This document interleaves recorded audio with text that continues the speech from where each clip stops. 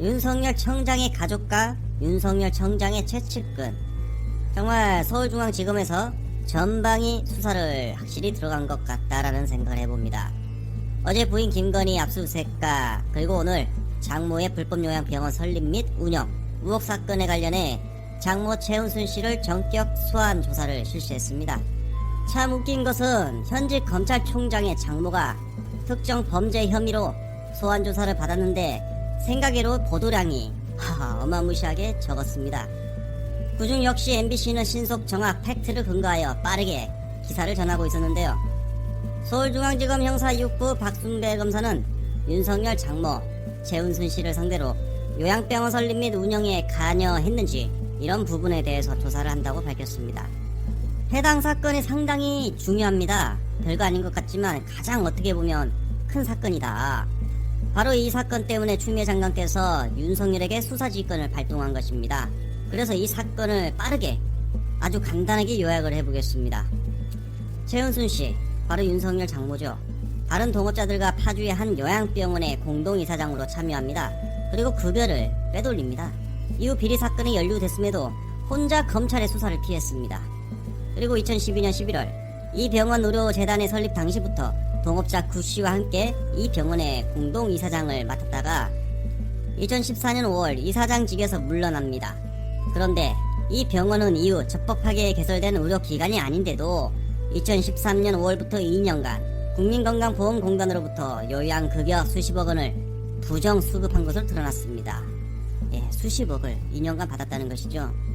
이 병원은 2015년에도 검찰 수사를 통해서 드러난 부분인데 23억에 달하는 요양급여비를 또 불법으로 타낸 사실이 드러났습니다.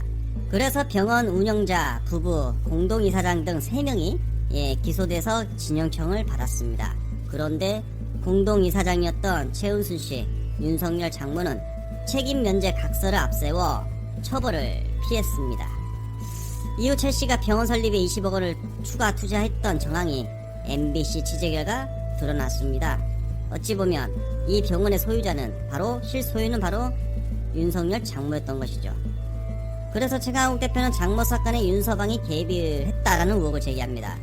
검찰에 고발을 했고 결국 재수사가 시작되면서 현재 장모를 오늘 소환 조사를 하기까지 이르렀습니다. 자, 이제 사건의 내막이 어느 정도 보이죠.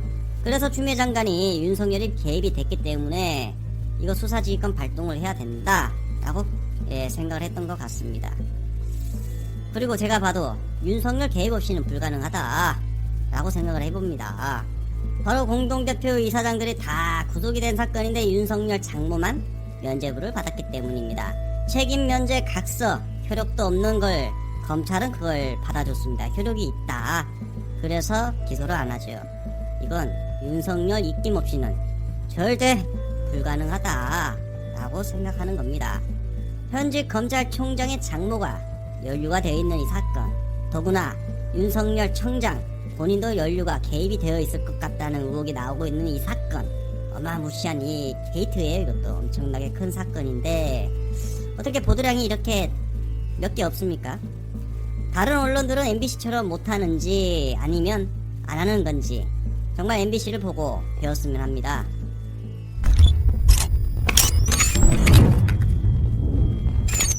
계속되는 윤석열의 뻔뻔함에 분노한 시민 조국이 또다시 움직였습니다.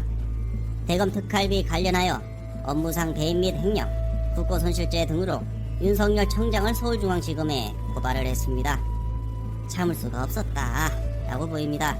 시민조국단체 사법정의 바로 세우기 기자회견 내용을 들어보면 윤석열은 특활비 집행 금액을 일정한 기준 없이 자의적으로 일선 검찰청이나 부서에 배분해 조직을 관리하고 자신에 대한 충성도를 유지하는 자금으로 사용한 것으로 의심된다.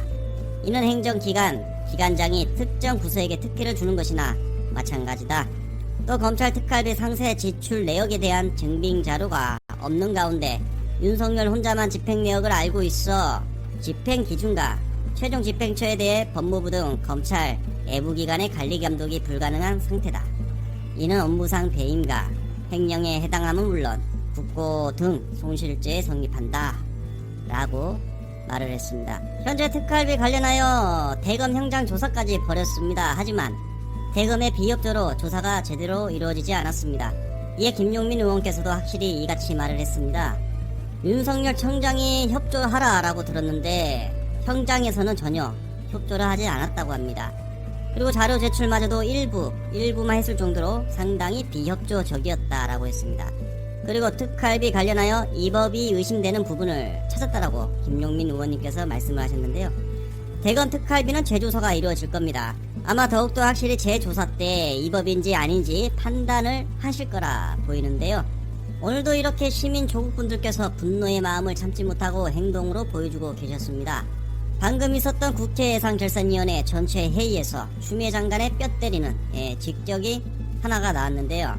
바로 윤석열 청장 특수활동비 상당히 자의적으로 집행한 혐의점을 발견했다. 그래서 진상조사 중이다 라고 밝혔습니다. 법무부 장관은 소속기관에 대해 특수활동비가 제대로 집행되는지 예산을 지도하고 점검할 책무가 있다.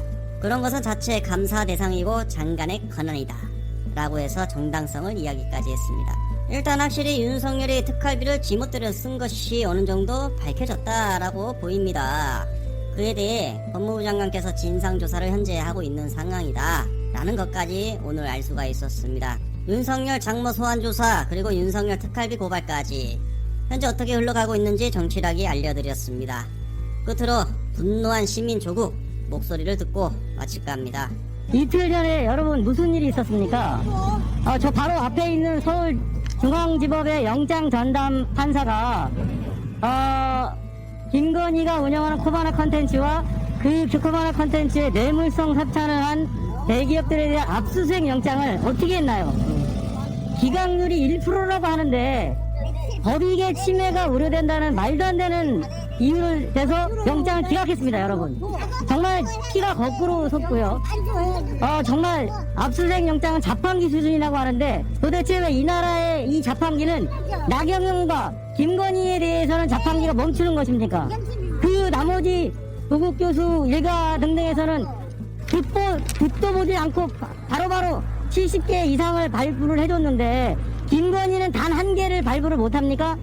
정말 이 나라의 정말 민주시민으로서 촛불시민으로서 피가 거꾸로 솟습니다. 그래서 오늘 저희가 누구보다도 윤석열, 김건희 그리고 최은수로 인해서 피해를 입은 피해자분들이 직접 나서서 다른 국민들은 다 지켜보고 계시지만 저희가 직접 나서서 특히 저희 단체는 잘 아시지만 코바나 컨텐츠 이 사건을 뇌물성 수수 협찬 사건을 직접 고발한 단체입니다. 그래서 저희도 고소 고발인이기 때문에 가만히 있을 수가 없습니다.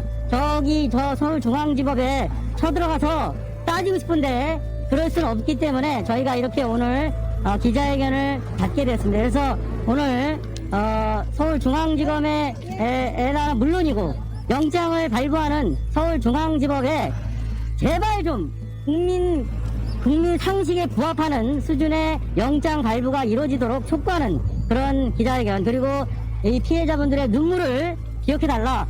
그동안 길게는 20년 가까이 고통을 당하고 있습니다. 여러분 범죄 가해자는 저렇게 떳떳하게 둘을 축적하고 깜빡거리며 사는데 그 피해자들은 대인급 복지에 걸려서 숨어 살아야 되겠습니까? 여러분 이 나라의 형사사법 시스템을 다시 한번 바로잡는 데 있어서 여러분이